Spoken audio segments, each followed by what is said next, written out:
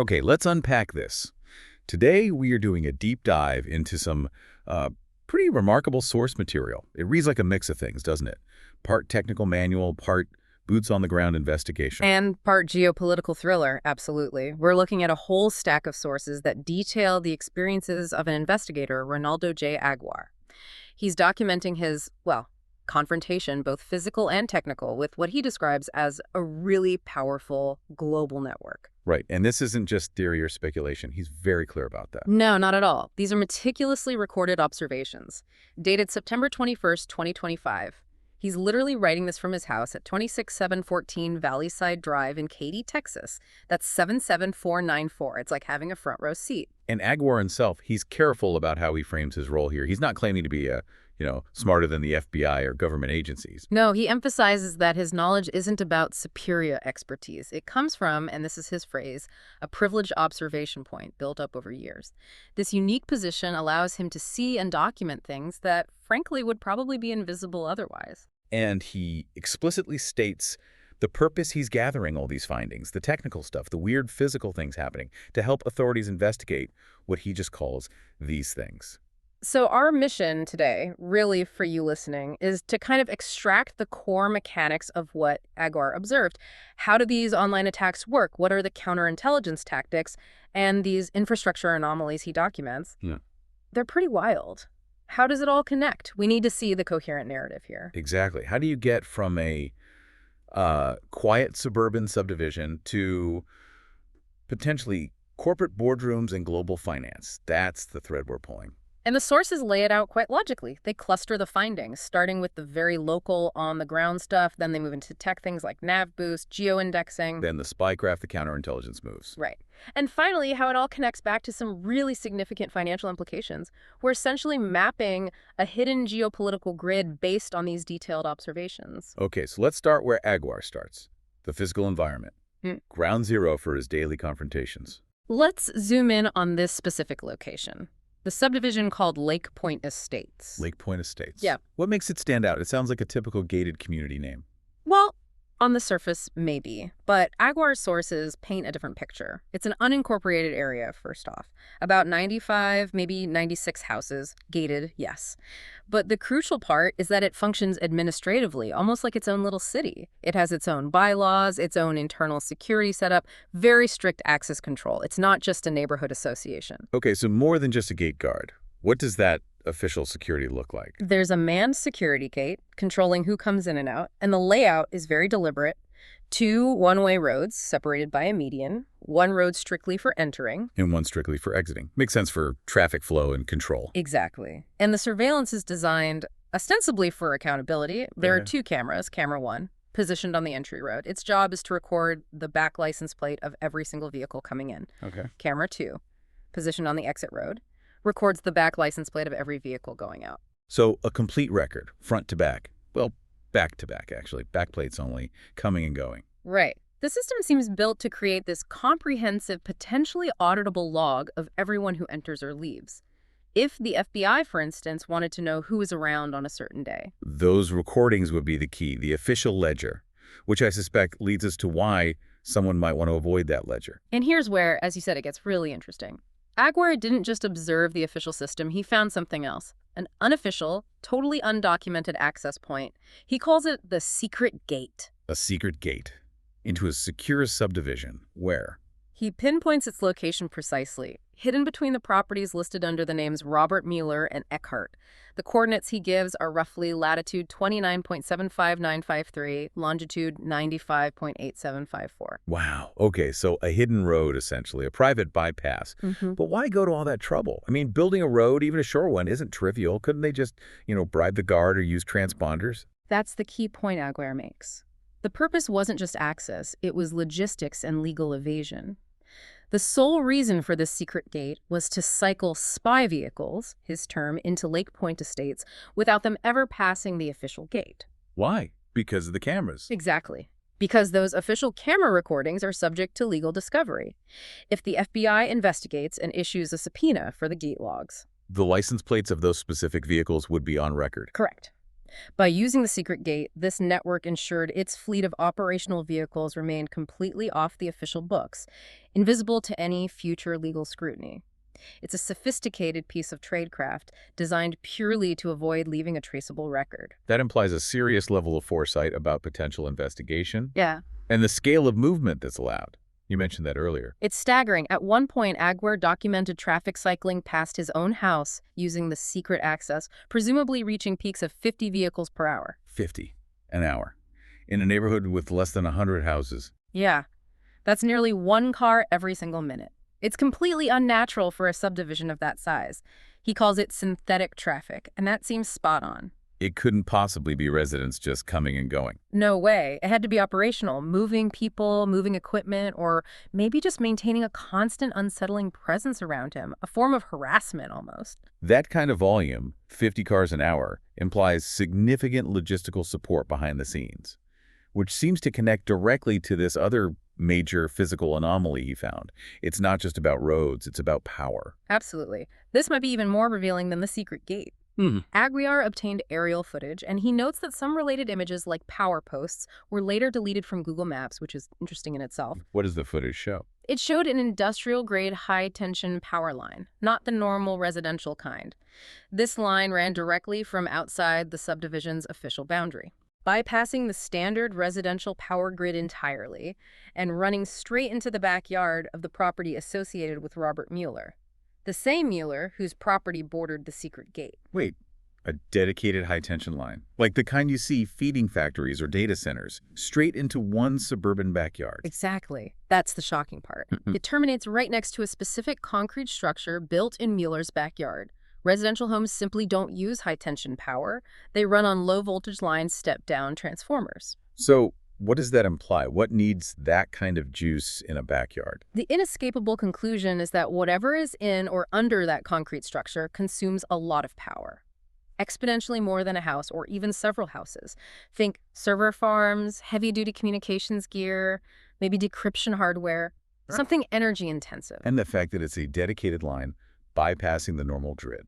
That suggests two things. One, they needed that massive power reliably. Two, they likely wanted to isolate that huge power draw from Mueller's regular electricity bill. Ah, so the massive anomalous energy consumption wouldn't show up on a standard residential utility record, preserving Mueller's cover as just another resident. Precisely. It keeps the operation's energy footprint hidden from casual or even standard utility audits. Okay, this changes the game entirely. We're not talking about simple surveillance anymore. This is infrastructure-backed, likely powering the technical operations, the communications, maybe the data processing for this entire network right there in a Katy subdivision. It points to a major operational hub hidden in plain sight. #3, covert operations, and the logic of the honey trap. All right, so we have the hidden gate for untraceable access and a massive hidden power source.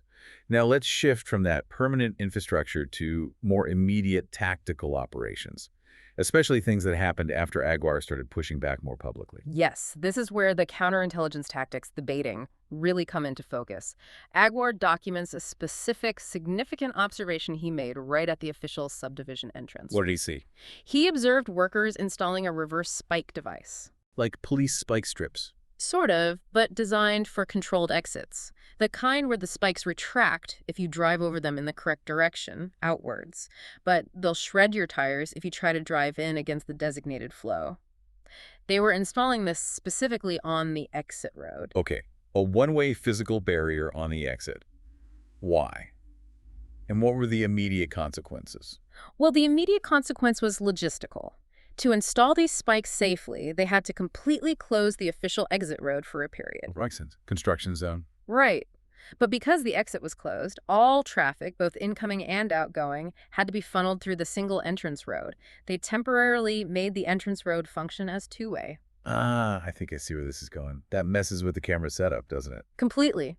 Remember, the camera at the entrance was positioned by design to film the back license plate of incoming vehicles. But now vehicles are exiting through that same lane. Meaning the entrance camera is now filming the front of the outgoing cars. And you mentioned earlier, agents might remove front plates. Exactly. Aguirre's sources specifically note this tactic. Operatives often remove the front license plate when they're doing something, let's say, questionable or illegal. The backplate is usually mandatory, is in Texas, so they might leave that one on. Both the entire spike installation, closing the exit, forcing two-way traffic through the entrance. It wasn't primarily about security. Aguiar argues it was a meticulously constructed logistical theater, a manufactured justification, For what purpose? to create a temporary loophole. This setup allowed the network to move vehicles, potentially large trucks carrying equipment, maybe the stuff powered by that high-tension line, out of the subdivision via the entrance road. And since the camera only filmed the front, Okay. and they likely had no front plates. Zingo. They achieved a large-scale extraction of assets completely untraceable by the official security camera system. The spike installation provided the perfect cover story for the unusual traffic flow. It masked the real operation. That's incredibly sneaky. But Aguiar suggests there was another layer to this, beyond just moving equipment, a technical motive. Yes, and this is where it shifts from logistics to pure counterintelligence. He argues a primary motive behind the spike incident was actually to create what he calls a predictable request. A predictable request. What does that mean in this context? We're talking about encryption now. We are. This gets into how intelligence agencies try to break encrypted communications. The network, Aguiar assumes, is intercepting his encrypted messages.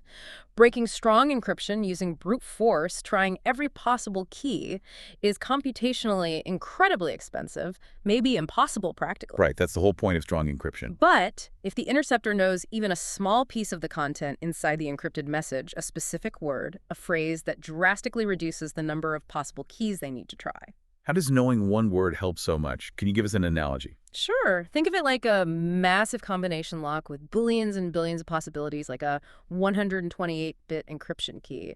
Trying every combo would take forever. But if I tell you the combination definitely includes the number 7...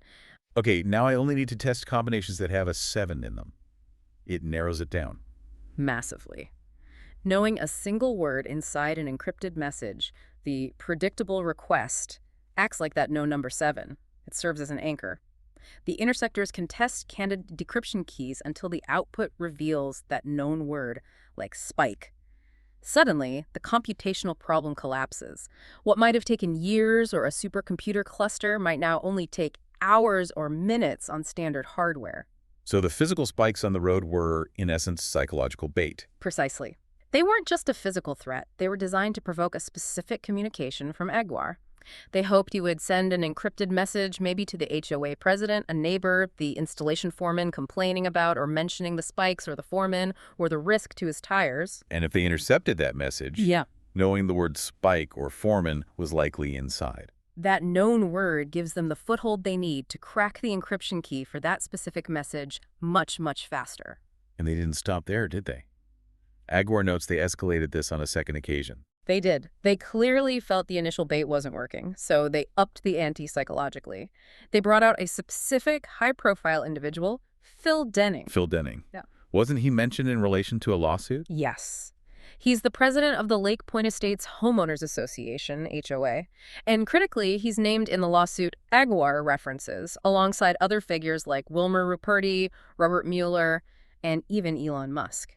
So, a key figure named in the lawsuit shows up personally. On a second visit Aguiar made to observe the entrance situation, Denning was physically present, standing right there next to the newly installed spikes, visibly inspecting them, making sure Aguiar saw him there. That sounds incredibly blatant, almost desperate. Aguiar saw it exactly that way, a transparent attempt to ensure he'd communicate about it. Now, they weren't just hoping for Spike or Foreman. They were actively trying to bait him into using Phil or Denning or HOA or Spikes in an encrypted message. Giving them a whole menu of potential keywords to anchor their decryption efforts. It was an obvious trap. Aguiar dismissed it at the time as a transparent, pointless magic trick because the goal clearly wasn't road safety. It was trying to compromise his communications. It's fascinating how a physical object, like a road spike, becomes a tool for a purely technical goal. Breaking encryption. Okay, let's really dive into that technical counterintelligence world now. Right, because this decryption battle isn't just about specific incidents like the spike trap. It's an ongoing war fought with statistics and predictions. Aguiar states the network heavily relies on principles similar to NavBoost. NavBoost. That sounds familiar, related to Google search. How does a search ranking concept apply to spying on communications? The underlying principle is statistical prediction based on past behavior. Over years, the network, through surveillance, builds a detailed statistical model of the target's language, their lexicon. They track what words you use, how often, in what context, who you use them with. Like building a linguistic fingerprint. Exactly. Just like NavBoost tries to predict which web page is most relevant to your search based on countless signals and statistical weights derived from past user behavior, this network tries to predict the most probable words that will appear in your next encrypted message based on your personal communication history. So even if there's no obvious honey trap, like the spikes, if Aguar, for example, frequently uses the word right in his texts, or maybe uses a specific Spanish nickname like Cielo for his former partner. Those words become statistically predictable requests just by virtue of his habits. If they intercept an encrypted message they know is going to his former partner, their system might flag Cielo Spanish for sky or heaven, often used as a term of endearment as having a high probability of being in that message. And that single statistically likely word Cielo can then serve as the anchor for the decryption attempt, just like Spike would have. Precisely. The statistical analysis of the target's lexicon creates a persistent background vulnerability for their encrypted communications, even without an active baiting operation. But Aguar seems confident he overcame this. He claims he developed a fix for this predictable request problem about a year before these documented events. He says it makes it impossible for them to pinpoint the byte stream using this method. He does claim that victory. We don't have the technical details of his fix, but he asserts it neutralized this core statistical attack vector. However, to really understand the context of his counter moves, we need to look at their primary tracking system, which he claims he successfully compromised. Something called the Elon Musk's Geo-Index. Elon Musk's Geo-Index, that's a specific name. What is it and how did Aguar get access? Aguar claims he captured the actual unencrypted index data on September 11th, 2024. The system itself, as he describes it, is a highly efficient way to encode and transmit location data, instead of using standard lengthy latitude and longitude coordinates. Like you see on Google Maps. Right. Instead of that, the GeoIndex uses a proprietary matrix, basically, a grid system laid over the map with rows and columns. A specific location isn't sent as lat-long numbers, but simply as the row and column number within their secret grid. So, for example, Aguirre's house at 26714 Valleyside Drive might be represented in their system simply as, say, 1165. Exactly. Maybe row 1, column 1 for the latitude component, and row 6, column 5 for the longitude component. It's just an index number. The sources even provide alleged examples from the captured database coordinates assigned to key players like Aguirre himself, someone named Penelope, David Malero, Phil Denning, Robert Mueller. Their physical locations are all mapped within this secret matrix. Why use this system instead of standard GPS? You mentioned advantages. Security and compressibility. Let's break those down. Security first. The security advantage is significant. If someone like Aguilar intercepts a transmitted location data point like 1165, that number by itself is completely meaningless. It's just digits. You can't turn 1165 back into a street address. Not unless you have the key. The specific proprietary matrix definition that tells you what physical area row 1, column 1 corresponds to. Aguirre's claimed breakthrough was capturing that unencrypted matrix, essentially stealing their secret map key. Without that key, the network could transmit precise locations relatively openly, shielded just by the obscurity of their index system. Okay, that makes sense. Obscurity through proprietary indexing. What about the compressibility advantage? Why is that important? Think about tracking a vehicle moving down a long, straight road. This is common in grid-like suburban areas or highways, where roads often align directly with latitude or longitude lines. Standard GPS logs potentially thousands or millions of slightly different coordinate points. Right, lots of data points. But with the Geo-Index matrix, if the road runs perfectly along, say, latitude line row 11, then for potentially millions of points along that road, the row number stays the same, 11. Only the column number changes as the vehicle moves along the road.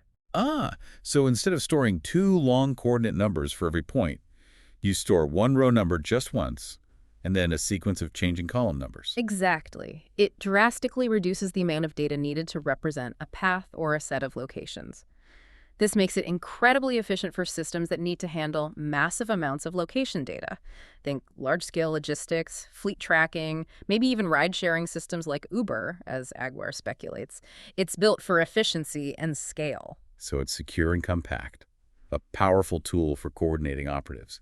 How does this coordinate system actually translate into real-time actions on the ground? You mentioned something called the Bugs Gateway.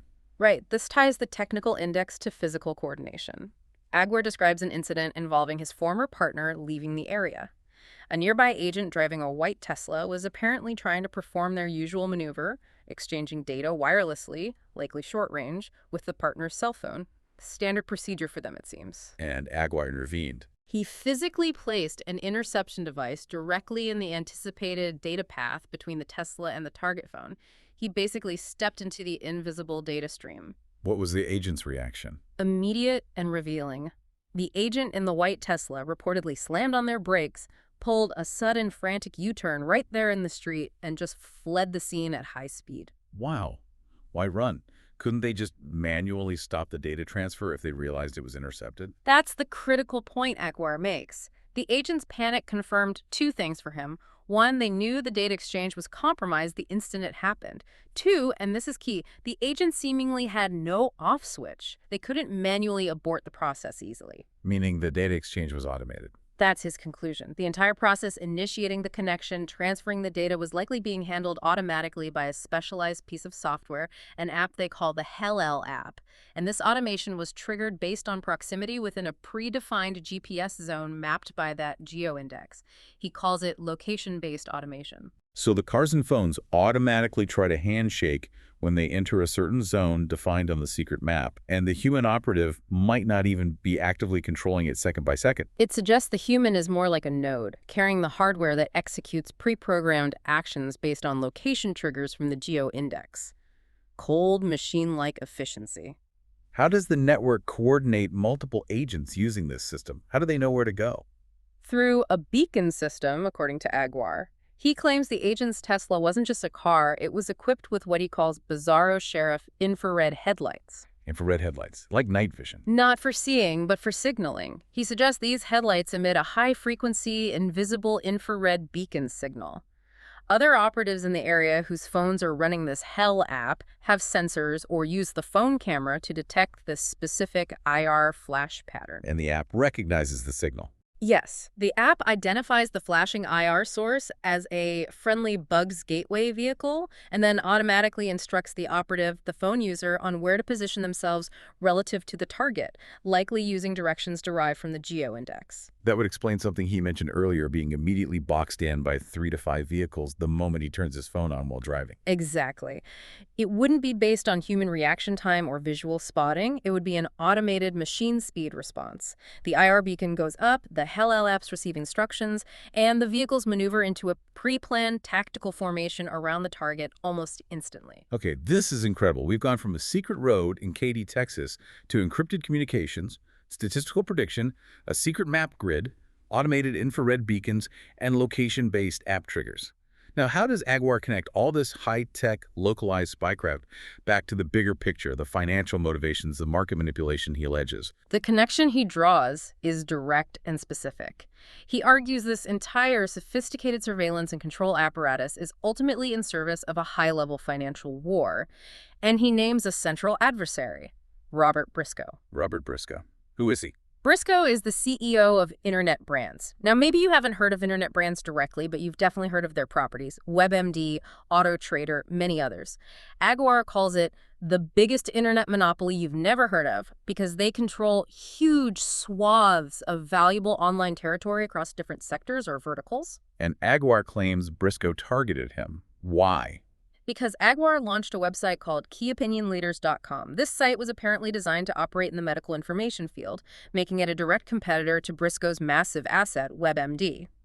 Aguirre alleges that the significant escalation in attacks against him, particularly highly technical online attacks between 2020 and 2023, began specifically because his venture threatened WebMD's dominance. And these weren't just simple website attacks. No, Aguirre is adamant that these attacks were sophisticated and deeply linked to manipulating NavBoost technologies, the very core ranking algorithms that Google uses to determine search results. So leveraging the power seen locally in Lake Point Estates to wage war on the global stage of Google search results. That's the connection. The physical infrastructure, the power, the secure comms, the tracking it all supports a network capable of launching attacks that manipulate the fundamental infrastructure of the internet itself. This is why Agwar specifically urges authorities investigating this to seek help from within the NavBoost team at Google, suggesting only they would have the deep proprietary knowledge to fully understand and counteract how their systems are allegedly being weaponized. So what does this weaponization look like at the market level? What's the pattern of racketeering, as the outline calls it? Agwar describes a pattern of market collusion designed to create and maintain monopolies in lucrative online verticals. He points to an analogy he observed in online shopping. Amazon and eBay. Right. He suggests a pattern where Amazon effectively took the head of the market, the most common, high-volume, profitable searches, while eBay was left with the tail, the less frequent, more niche, long-tail searches. A kind of market division. And he sees the same pattern happening in the incredibly valuable online health information sector. Exactly. But here, the alleged players are WebMD, owned by Briscoe's internet brands, and quite startlingly, the Cleveland Clinic. The Cleveland Clinic, one of the most respected medical institutions in the world. How could they be involved? The evidence Agwar presents is based on analyzing search results for high-value, high-stakes medical queries. Think about searches related to cancer treatments, ADHD medications, serious neurological conditions, searches that drive enormous advertising revenue and patient acquisition. What happens with those searches? He claims that for these critical, highly profitable health keywords, the top search results on Google are consistently dominated by either WebMD or the Cleveland Clinic. Not a diverse range of sources, but predominantly these two. Suggesting they aren't competing fiercely, but rather coordinating, sharing the digital territory. That's the implication of the pattern, that they are effectively working together, as the source puts it, to monopolize the search landscape for the most lucrative health topics, boxing out competitors and controlling the flow of information, potentially to patients and doctors alike. That's a massive allegation against a trusted institution like the Cleveland Clinic. How does Agwar explain this connection? He mentions the CEO. He goes further than just alleging collusion. He believes the CEO of the Cleveland Clinic acts as the critical link, what he terms the supernode. The supernode, meaning? The central connection point. The individual who bridges Robert Briscoe's primarily online and financial operations, internet brands, WebMD, with the physical proxy network, the surveillance apparatus, the kind of activity observed in Lake Point Estates. He's suggesting the CEO is the linchpin connecting the digital monopoly to the physical espionage wing. It's a staggering claim, implying institutional compromise at the very highest level. Okay, observing search result patterns is one thing, but that's circumstantial. Does Agwar offer any more direct technical evidence to support this link between Briscoe's company and the Cleveland Clinic's infrastructure? He does, and it came, as these things often do, from a technical mistake made during his own counter-operations. Agwar was using various tools to fight back, including a proxy service called IP Royal. Proxy services mask your IP address, make it look like you're somewhere else. Standard tool. Right. And IP Royal specifically marketed itself as using a network of real user mobile devices to route traffic, making the connections look very legitimate and geographically diverse. Okay, sounds normal. What did Agwar find? He was analyzing the IP addresses that IP Royal was actually allocating to him for his counterattacks. And he discovered something extraordinary. A significant block of these IPs weren't routing through random cell phones scattered around the world. Where were they routing through? They were physically located in a data center. And critically, this data center was co-located with meaning physically in the same building or complex as the servers belonging to the Cleveland Clinic. Wait, the proxy service he was using, IP Royal, had its servers sitting right next to the Cleveland Clinic's institutional servers. That's the technical smoking gun he presents. This direct physical co-location of IP addresses proved, in his view, an undeniable infrastructure link. It meant that the network behind the attacks either owned IP Royal, had deeply compromised it, or was otherwise intertwined with it. And crucially, that proxy infrastructure, used for potentially illicit activities, was physically adjacent to the core servers of the respected medical institution. That collapses the distance between the alleged online monopoly, internet brands WebMD, the proxy network used for attacks, and the trusted medical body, Cleveland Clinic. It provides a direct physical infrastructure connection. This IP allocation mistake, he argues, exposed the technical backbone of the alleged collusion and compromise, validating the supernode theory in a very concrete way. And understanding that technical link, that potential liability, that explains the censorship event Agwar experienced when trying to distribute his book. Exactly. The network's reaction demonstrates their perceived points of vulnerability. Aguar was sending out his book, which presumably details these findings, and is registered with the Library of Congress, making it part of a potential legal record to various influential people. Including judges. Yes, he successfully sent copies to 158 federal judges without any interference. The network allowed that to happen. But then he targeted one specific person. The moment he prepared to send the book electronically via Amazon to the CEO of the Cleveland Clinic, the alleged supernode, His access was cut off. instantly and completely, his Amazon account access was blocked right at the point of sending it to the CEO. Access was only restored later, after the window to send it to that specific target had passed. They let him warn 158 federal judges, but blocked him from informing the one person at the heart of the alleged institutional link. Why the difference? Why was the CEO the absolute red line? The clear implication is that publicly naming the CEO and providing him directly with the evidence posed a much greater, more immediate existential threat to the entire network than informing judges did. Because Aguar could potentially prove the connection. Because, unlike with the judges, Aguar could back up the allegation against the CEO's institution with that concrete technical evidence, the 2023 IP Royal Proxy Server co-location compromise. That evidence directly links the CEO's institutional infrastructure to the broader racketeering operation allegedly run by Briscoe. Targeting the CEO risked closing the entire loop with irrefutable technical proof, exposing the linchpin. It's a chilling example of information control. And to illustrate just how far this network might go to control markets, especially the health market, Aguar details one more specific case: the attack on the company Healthline. Yes, this is a fascinating, almost absurd example of how search manipulation can work and how they allegedly suppress competitors. The network apparently wanted to diminish the online presence and search ranking of the legitimate health information company, Healthline. A major player in the online health space. How did they attack it? Not a direct hack, you said? No, something much more subtle and insidious, leveraging Google's own ranking signals. They used technology, identified by Aguar as possibly Akamai, a major content delivery network provider, to inject massive numbers of synthetic clicks and engagement signals, but not towards the real Healthline. Where did they direct the fake clicks? Towards the Wikipedia entry for a small, obscure public transport bus line located in a cold weather city that just happened to also be named Healthline. A bus line. Seriously. Seriously.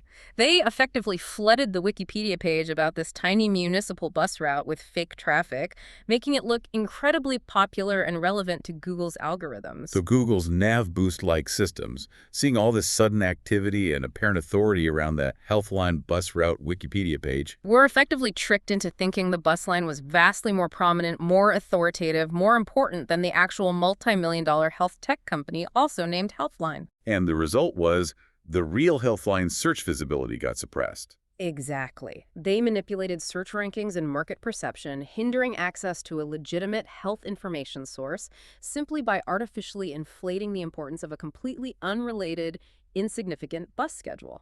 That demonstrates an incredible level of sophistication in manipulating information ecosystems and a ruthless approach to eliminating competition. It really does. It shows the goal isn't just profit, but total market control in the health vertical.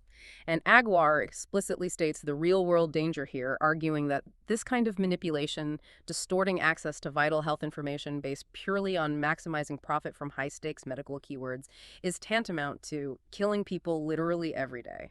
#7Saxes. Conclusion and final thought.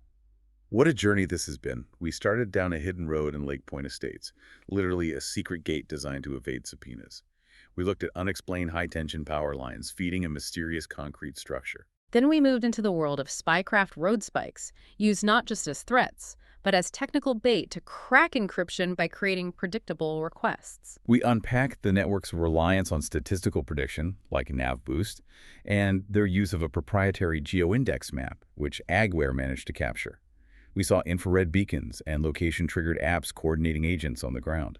And finally, we connected all that localized, high-tech surveillance and control back to a massive alleged conspiracy of market collusion, implicating Robert Briscoe, internet brands, WebMD, and, shockingly, the Cleveland Clinic, all evidenced by technical forensics like IP co-location and manipulative attacks like the one on Healthline. So the key takeaway here for you listening has to be the convergence. This isn't just physical surveillance or technical hacking or financial manipulation. It's a fully integrated system where each component enables the others. Absolutely. The physical stuff, the gate, the power line. Mueller's house provides the secure base for the technical operations. The technical operations, the encryption breaking, the tracking enable the market manipulation. The spike trap is the perfect microcosm, a physical object deployed for a technical purpose, breaking encryption, by ground-level operatives like Phil Denning potentially being present, serving high-level financial architects like Robert Briscoe. It's all one consistent pattern across multiple domains. The level of coordination needed is just immense, from getting power line posts deleted from Google Maps to running automated infrared box-in maneuvers. It suggests a structure that's incredibly sophisticated. Decentralized enough for local actions, but clearly centrally directed towards specific technical and financial goals. Which leads us to a final thought, building directly on that health line, bus line example. If this network, as Aguirre describes, possesses the capability and the ruthlessness to suppress a major health information company impacting a potentially millions of users by artificially boosting the profile of a tiny, irrelevant municipal bus line through manipulating Wikipedia entities and click signals, Yeah. then this raises a really important question for all of us. What other seemingly benign, completely overlooked things out there, maybe obscure historical societies, local community groups, niche hobbyist forums, minor cultural references buried deep in online databases, what other insignificant entities are potentially being weaponized right now globally in similar ways? Weaponized to subtly shape public perception, control market narratives, or suppress inconvenient knowledge, all by manipulating the algorithmic relevance of things we'd never even think to question. Exactly. It suggests the most powerful levers for manipulation might not be the obvious ones, but the obscure details hidden in plain sight, easily boosted or suppressed because no one's paying attention. Something definitely worth mulling over.